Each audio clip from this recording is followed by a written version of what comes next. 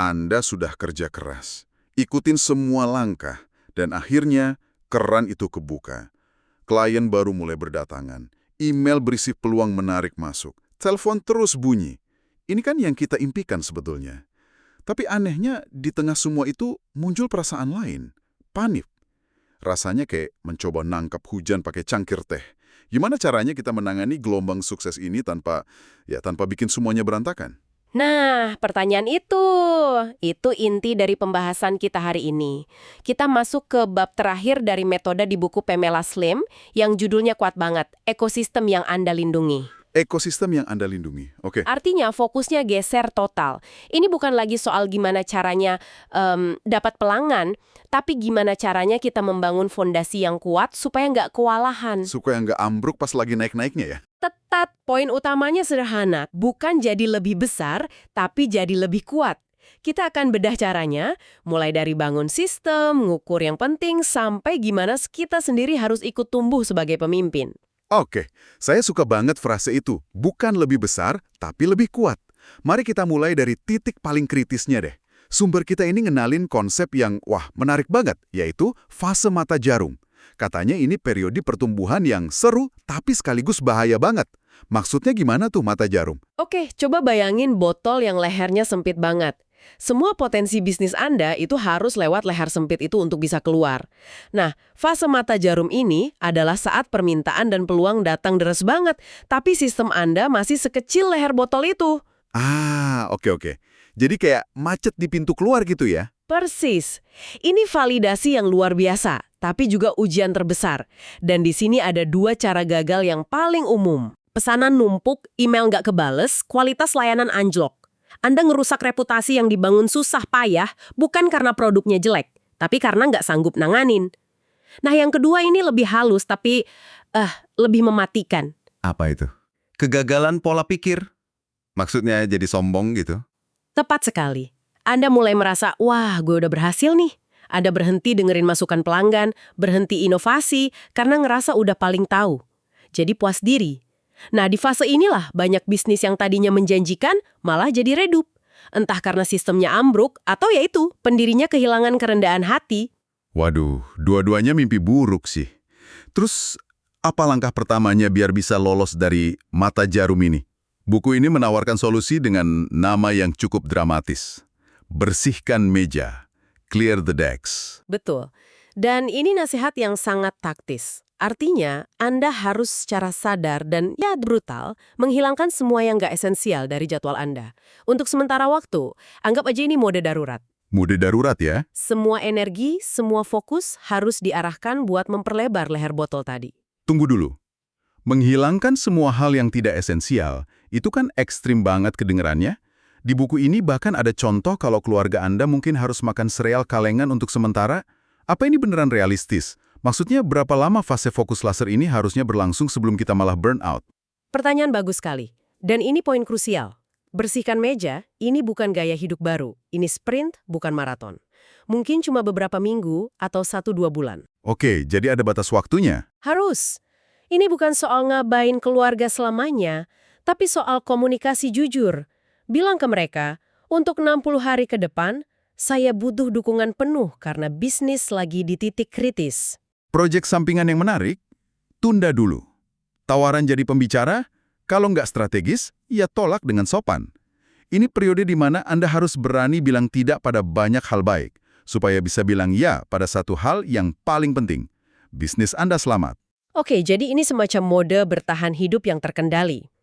Anggaplah kita berhasil nih bersihin meja dari semua gangguan. Sekarang kita punya ruang kosong dan fokus. Apa yang harus kita bangun di situ? Sumber kita mengutip kerangka kerja yang praktis banget dari konsultan operasi LaVista Jones. Bener, LaVista Jones ini ngasih peta jalan yang jelas. Ada 5 area operasional kunci yang harus segera kita bangun. Pertama, proses onboarding pelanggan. Oke. Ini pengalaman pertama klien baru setelah mereka bilang iya. Kalau prosesnya mulus, itu bakal menghilangkan keraguan mereka yang sering disebut buyer's remorse. Biar mereka yakin udah bikin keputusan yang tepat ya. Persis. Area kedua ini, ini kayaknya bagian yang sering di-skip orang karena rasanya kayak PR. dokumentasi proses. Hahaha, betul sekali. Tapi ini mutlak perlu kalau Anda mau berkembang. Anda nggak bisa rekrut bantuan kalau semua prosesnya cuma ada di kepala Anda, kan? Bener juga. Anda harus catat langkah-langkah kerja Anda. Dan nggak perlu ribet, buku ini nyaranin pakai alat kayak Loom. Jadi Anda tinggal rekam layar sambil ngejelasin apa yang Anda lakuin. Cara super cepat buat bikin panduan visual.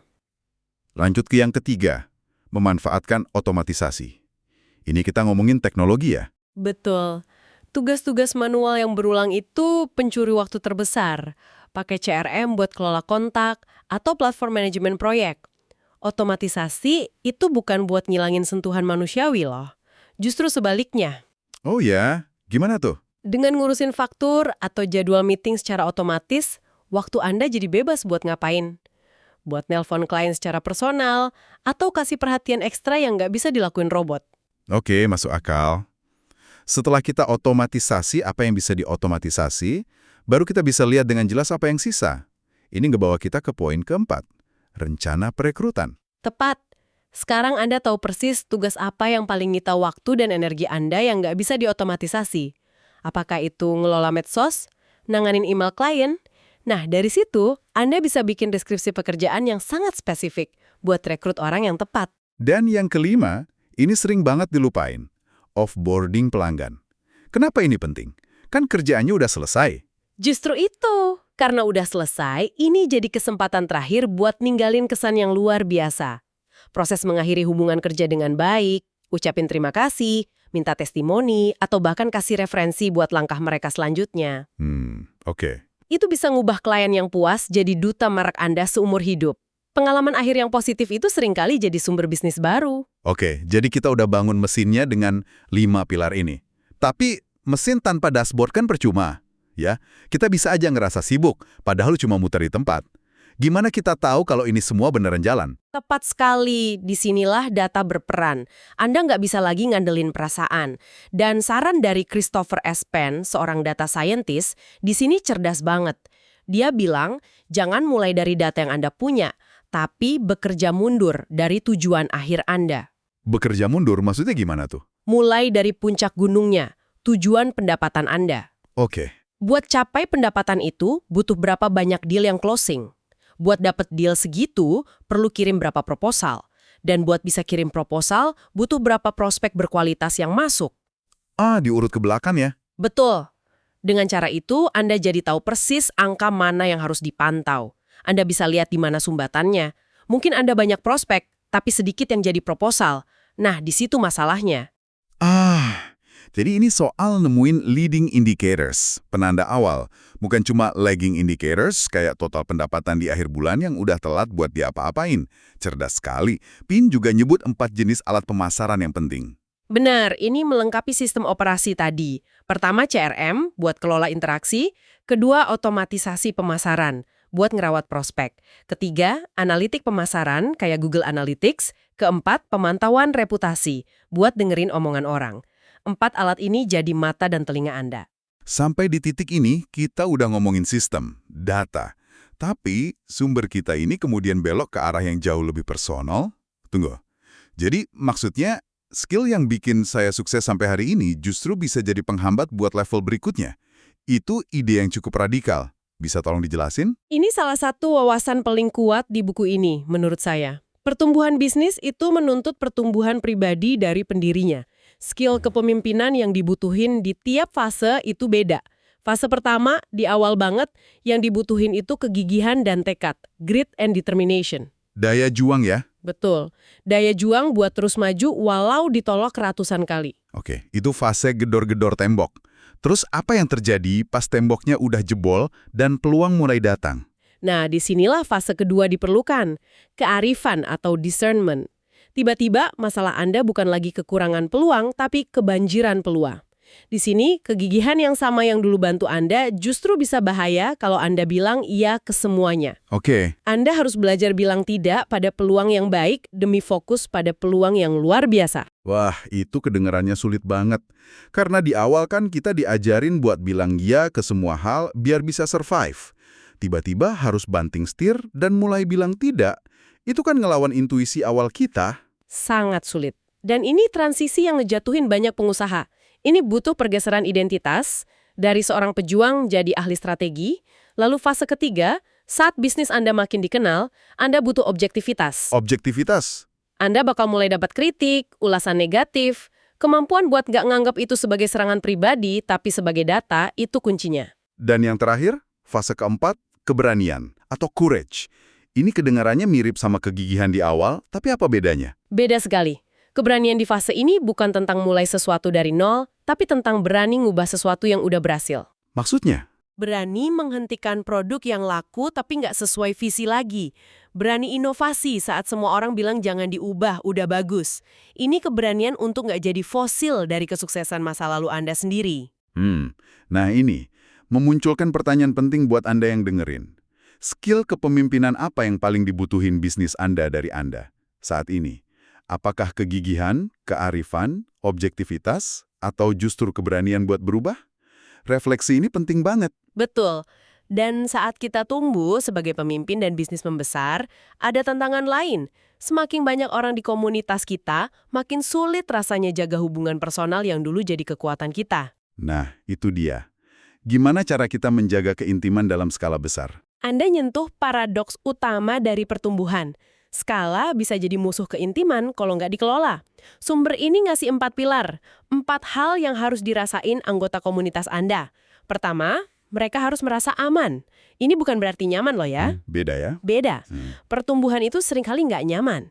Tapi aman di sini artinya mereka ngerasa aman secara emosional buat ngasih pendapat, bahkan yang beda, tanpa takut dihakimi.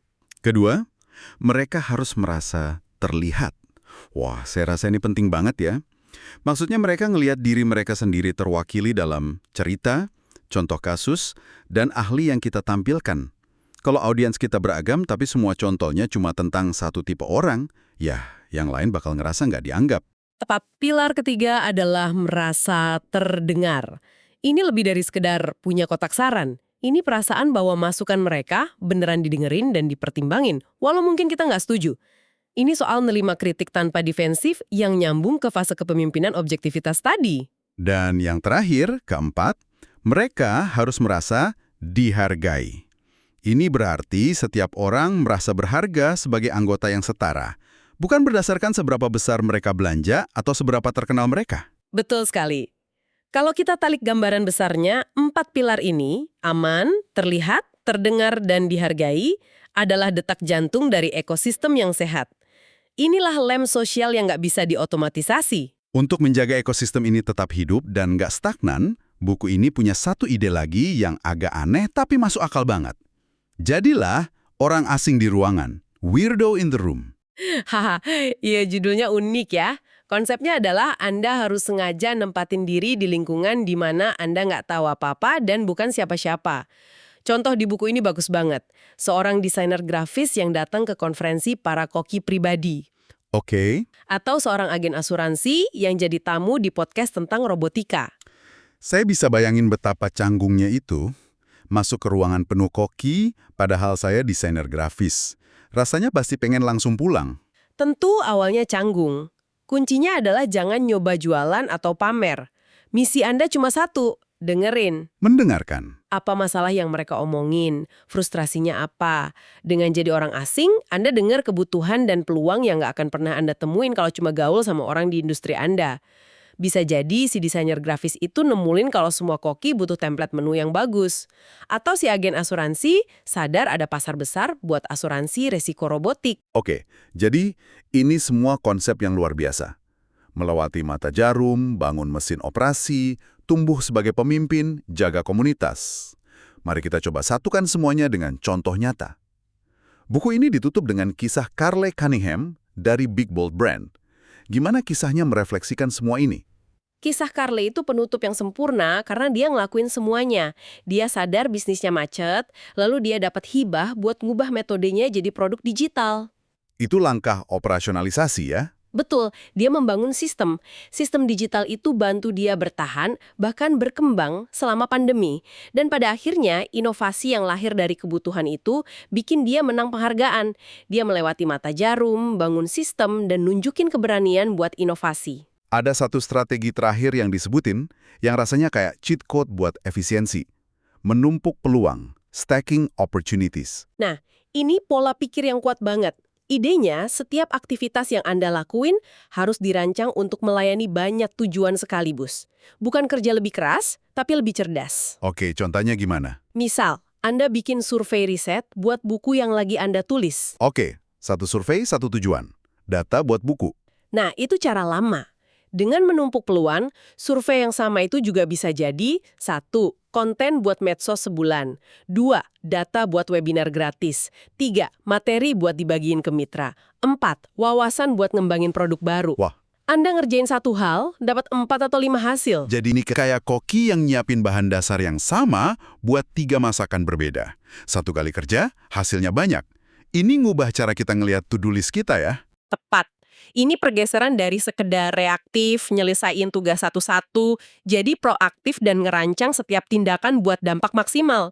Itulah inti dari bangun bisnis yang kuat, bukan sekedar sibuk. Jadi kalau kita simpulkan, melindungi ekosistem yang udah kita bangun ini ternyata jauh lebih dalam dari sekedar ngejaga pelanggan. Ini tentang sengaja bangun sistem internal yang kokoh, operasi, dan matriks, sambil secara bersamaan numbuhin diri kita sendiri sebagai pemimpin, dan nggak pernah lupa ngerawat hubungan manusiawi yang jadi fondasinya. Benar sekali. Ini cara buat mastiin bahwa saat bisnis Anda tumbuh, fondasinya ikut nebel dan nguat. Bukan malah nipis dan retak. Anda bangun sesuatu yang tangguh, yang bisa adaptasi, dan yang terus ngasih nilai bukan cuma buat Anda, tapi buat seluruh komunitas Anda. Jadi, apa artinya semua ini bagi Anda? Artinya, sukses itu nggak perlu jadi sesuatu yang nakutin atau bikin kewalahan.